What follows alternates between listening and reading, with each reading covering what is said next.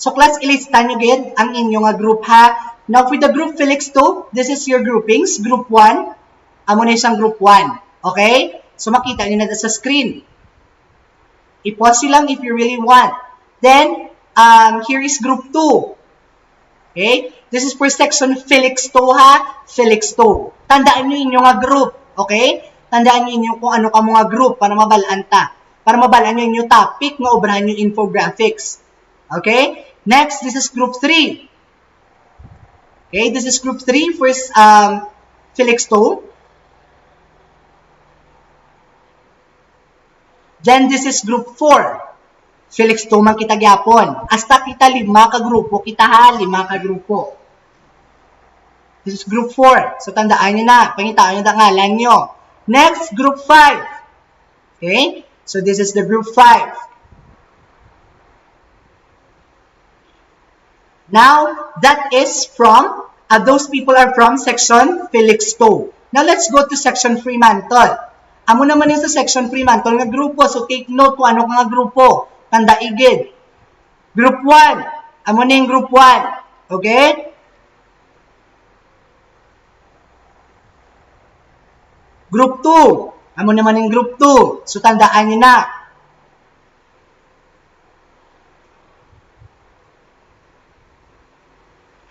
Group 3. Amo na yung group 3. Okay? So, tandaan nyo group 3. Ang inyong group gate. Hindi kayo magkalipat. Pati inyong mga upod. Para mabalaan mo. Makapamakutanay ka mo sa inyong obrahon. Okay? Pero individual ni class ang infographics ha. This is not group. This is individual. Gin-grupo-grupo ko lang, kaya ang grupo nga iniya is for the topic ninyo nga obrahon. Okay? Now, this is group 4.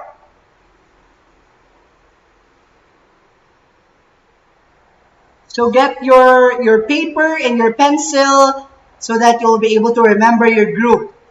Then, this is group 5. Okay? Now, this is group 5. From these are all from section FREMANTLE. Ang mga tao nga ini from section FREMANTLE. Okay? Next, we're going to HAMBURG. HAMBURG, amo naman yung inyo yung HAMBURG. So group 1 sa HAMBURG, amo ning mga tao nga ini.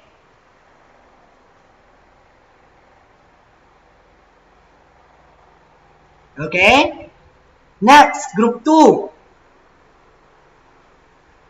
Sa liwat, individual ang pag-ubra sini. Hindi grupo. Ang grupo-grupo nga iniya is only for the topics ninyo nga obrahon individually. Next. Group 3.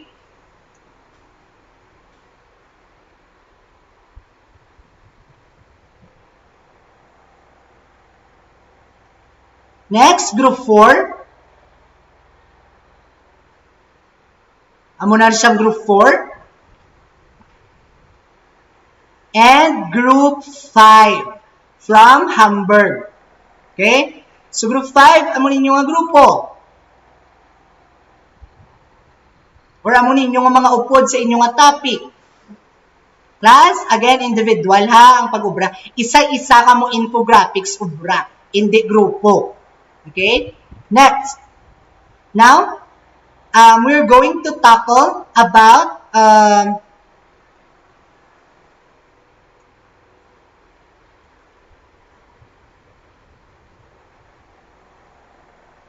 amo ni sa class, okay? Maspin kita subong. Dalang ipakita ko na sa inyo ang aton nga window capture, ang aton nga isa, aton ubrahon, ang aton nga mga topics, ipakita ko sa inyo. Ano, hindi niya na siya.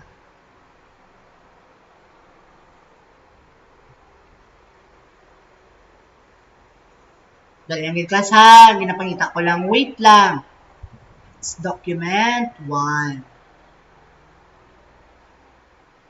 Wait lang.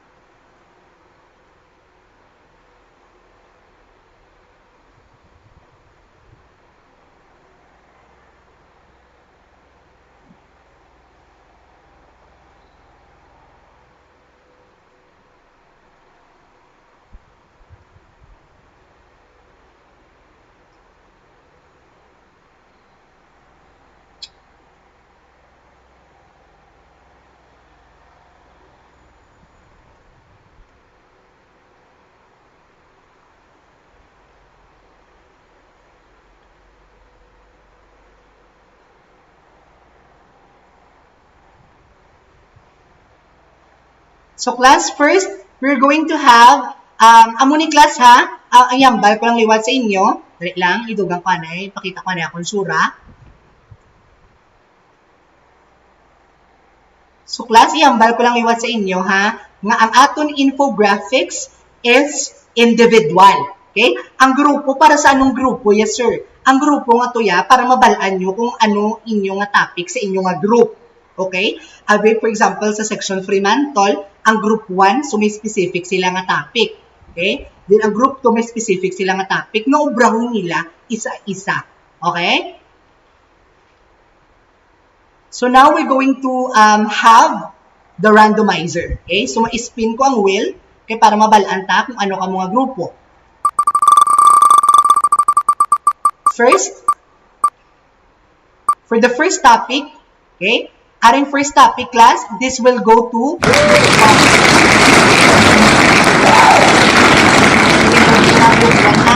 group 1, inyo ine ang areo. Ang topic nga, aring topic nga ine. Okay? This is group 1. Group 1 iniha, group 1. Okay? So, group 1, ari inyo. Okay? Ari inyo nga topic, digital piracy and internet addiction. Amo ninyo nga topic. Now, ano naman ang sino naman nga grupong makakuha sini? Sang second topic, nga digital footprints and plagiarism. Let's spin the wheel. Spin tang wheel.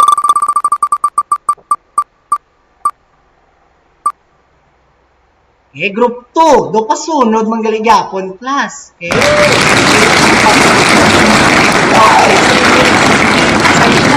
Sa group 2, ang second nga mga topic. Inyo topic, pili lang kamo class sa duwa class ha, between digital footprints and plagiarism. Kaya tigduwa-duwa nyo sa pilian nila.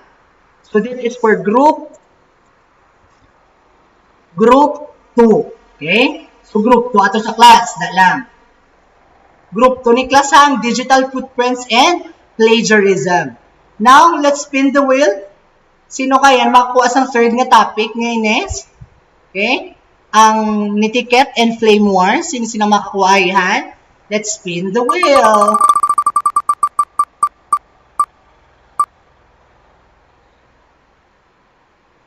Okay, class. So, group 3 mangyari.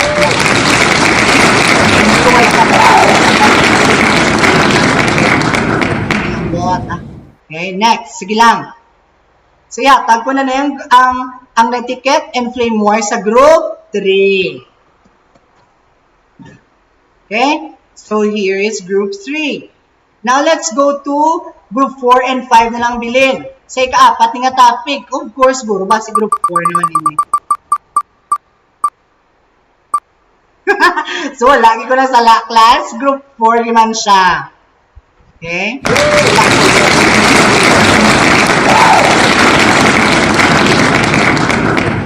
So, group 4. Amo ninyo, group 4 ha. Tanan nga group 4 from each section, amo ninyo nga topic. Cyberbullying and internet safety. And group 5, amo naman ninyo nga topic. Okay? Group 5. So, amo ninyo nga topic. Class ha and everything. Okay? So, I hope nga nakuha nila liwat. I-review ta. Group 1, si group 1 man amo ninyo nga topic, digital piracy and internet addiction. Second topics nga amo ni. Okay, third topics nga amo ni. Fourth topics nga cyberbullying and internet safety, cybercrime and online game addiction for group 5. So that's the infographics. Okay? Now, we're going to proceed to the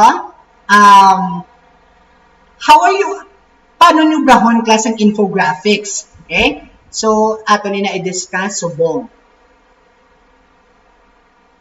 Dili ko lang i-discuss. Ma-open lang ako class ang ato nga window capture. Then, we're going to discuss about it.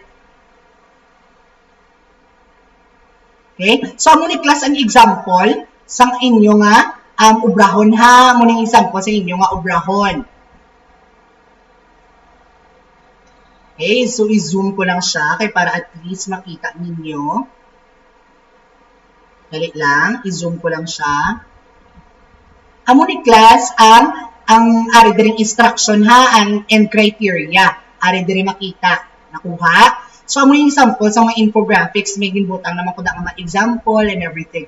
I-send ko lang yung file sa inyo, sa group chat nyo, para mabalaan nyo kung saan ipasa, kag anong ubrahon ninyo para makakuha ka mo perfect na score. Okay? So, class, anong deadline sa inyo nga? Ay, wait lang.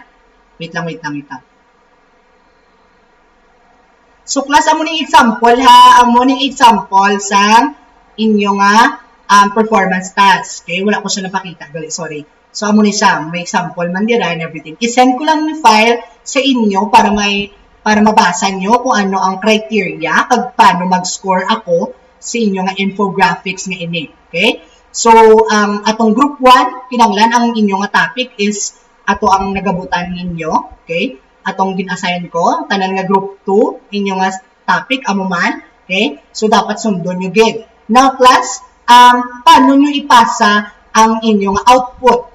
Or when anay ang deadline sang duwa ninyo ka performance task? Okay? The deadline of it will be on October 16. Sa liwat, ika-16 sang Oktubre. October 16 ang inyong deadline for your infographics. Did you get it? So, I hope you got that. In October 16 pa klasa, pero kung gusto niyo magpasa sa Google Classroom ya, i-play ko didiri dugay-dugay kung paano magpasa sa Google Classroom para may idea ka mo. Okay? Kung paano magpasa. Kaya duwa ka project nyo or duwa ka performance task nyo ang ipasa ninyo sa Google Classroom. Okay? So, ang wala pa nakobra sa Google Classroom, kabay pa mag-intra na kamo. Okay, duwa ka bilog ang ipasa sa Google Classroom, i-play ko dire ang kung paano magpasa dito para makabalo ka mo. Okay? Sa anong deadline? October 16. Pero kung gusto niyo magpasa subong dayon yang gabi, kay may ara kada or buwas or before sa October 16, pwede gid. Okay? Para wala ka na palingban. Did you get it? So I hope you got that. So ari na siya class ang aton nga ari naman sa class ang inyo nga palatandaan kung ano inyo ubrahon sa Twitter. Okay? So, gamito ninyo ang Twitter. So, dapat may Twitter account ka mo. This is our second performance task. So, ari siya.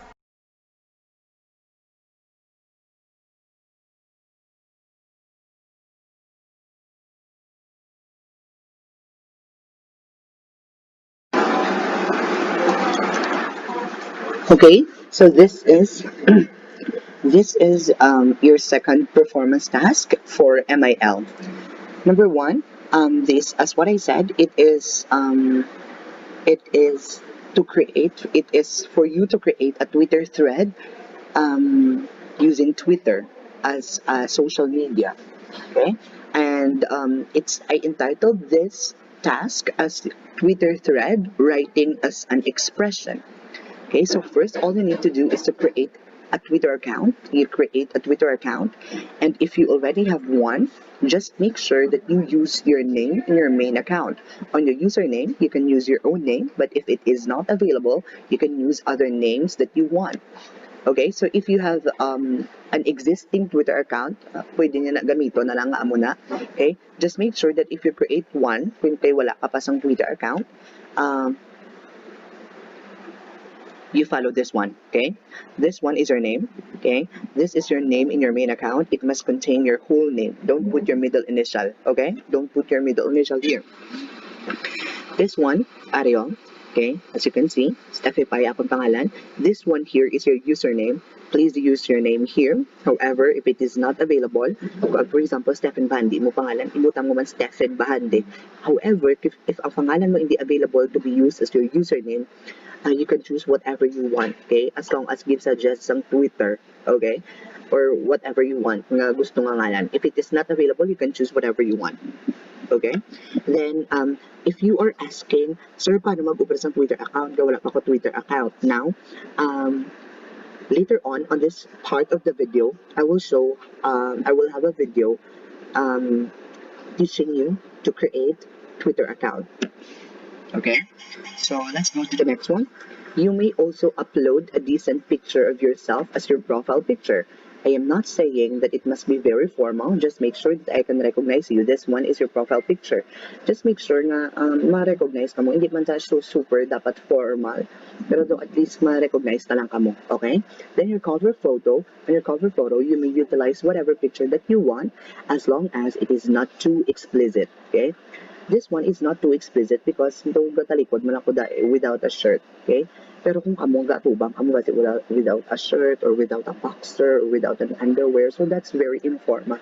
So I want you to create or to put a cover photo that is at least recognizable.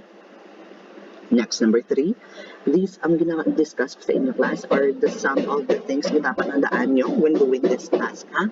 You are not required to make your tweets public. Kasi sa Twitter, you will have options if you will make your, just kanto lang sa settings, and you will have options kung gusto mo imuon na public imo tweet or imuon ma-private kung ikaw lang kakita.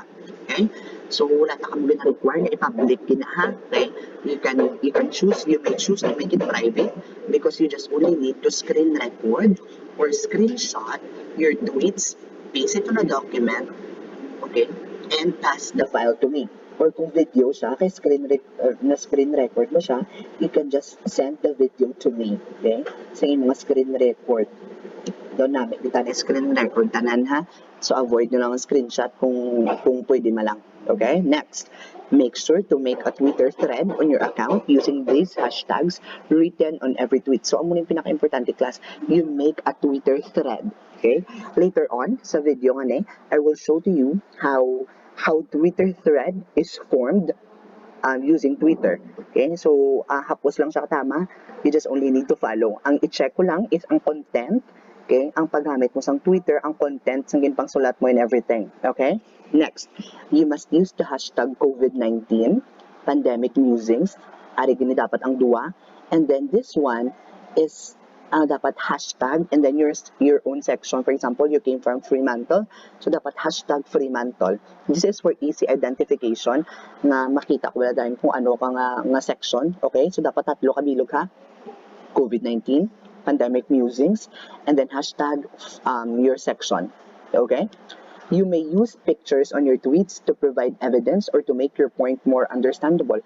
Pwede ka mo class kagamit sa mga pictures kung gusto nyo butangan pictures ng inyong mga tweets kaya para maging kaaya-aya pagid siya. Okay? And everything.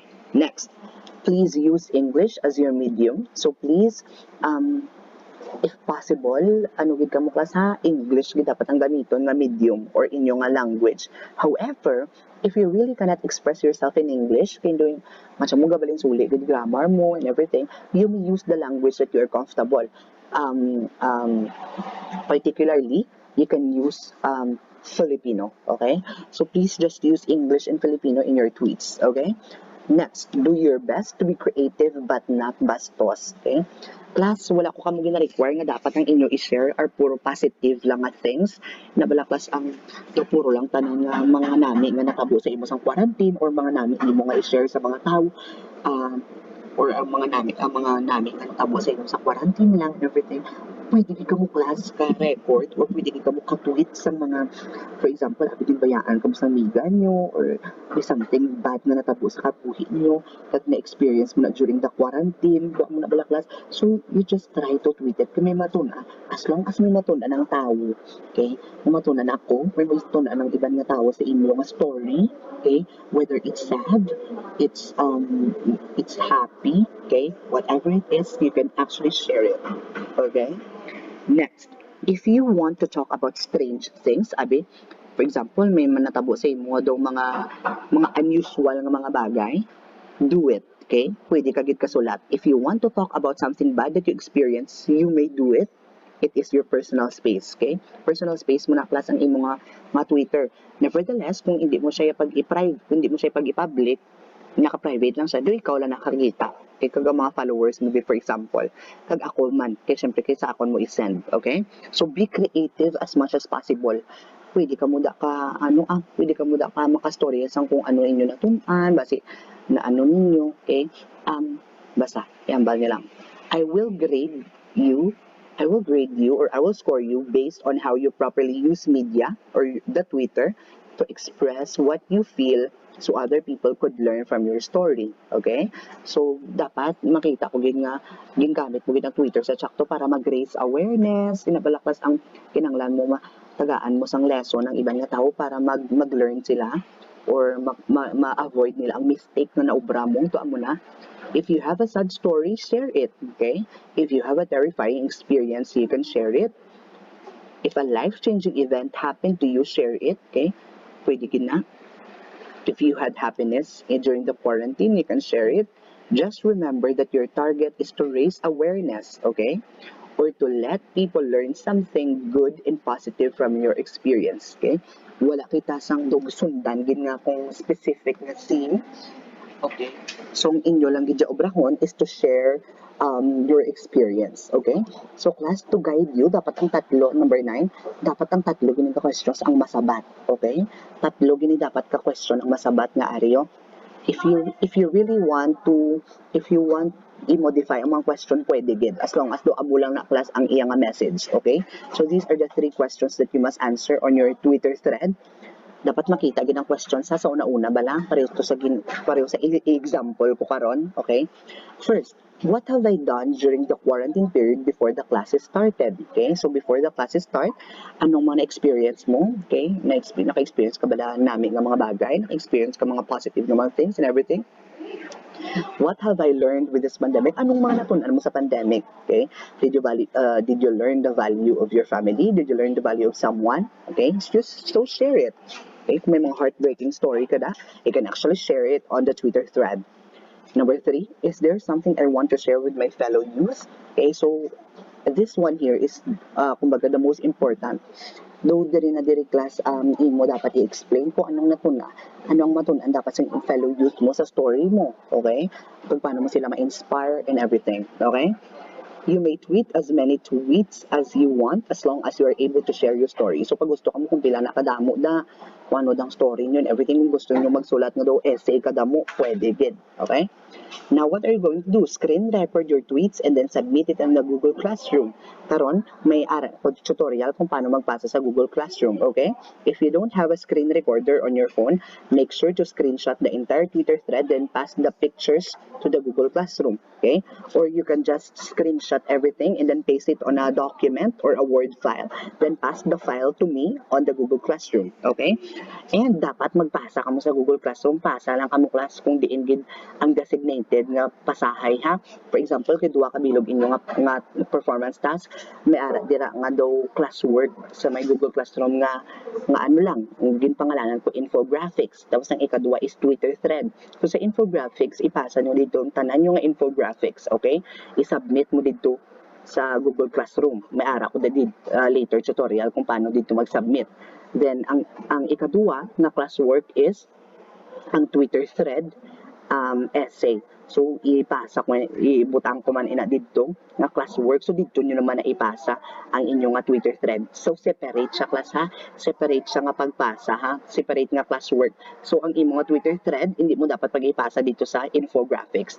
And same as and the other way around. Okay?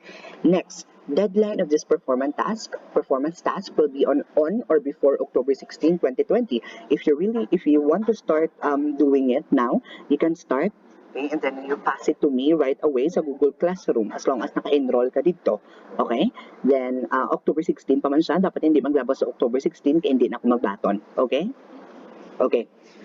I will pass this document to you along with the criteria, ha? Okay, kung paano ko ka mo gradean. Okay, bye-bye.